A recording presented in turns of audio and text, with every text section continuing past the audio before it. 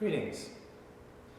Today, for my reflection of this week, I want to look at a passage in Corinthians, 1 Corinthians chapter 8, just reference to it.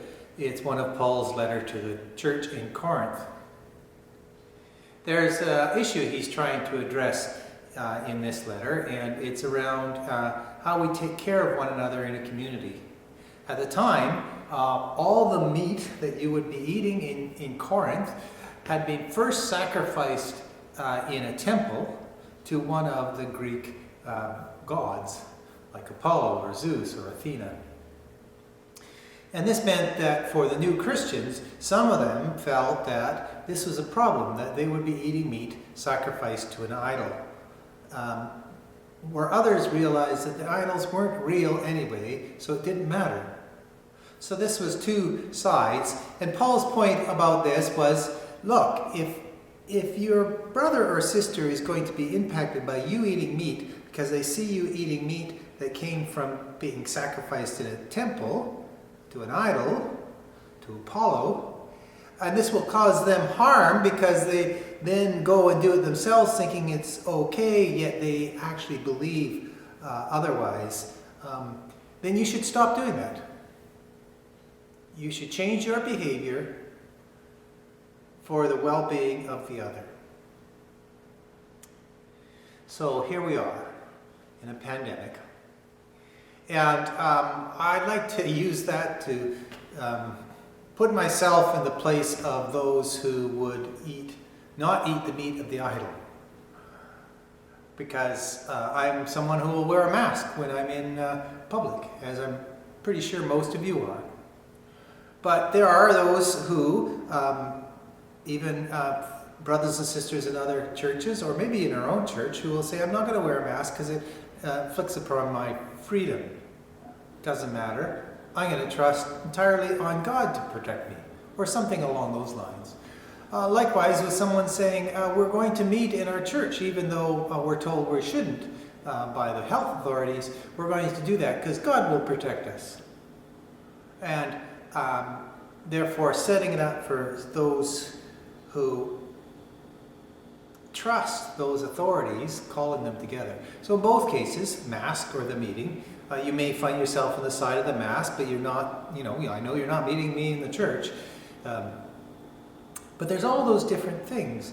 If our underlying reason for doing things is the care and compassion for others, love for others, as Paul cites in this passage, love your brothers and sisters, take care of them. You might have to change your behavior in such a manner that doesn't cause them, they don't bring upon harm for themselves. If that's our motivation, love, compassion for the others, then we can't go wrong. And that's the route to healing for our community, for our church, for our world, for our nations. Be motivated by love and compassion for others.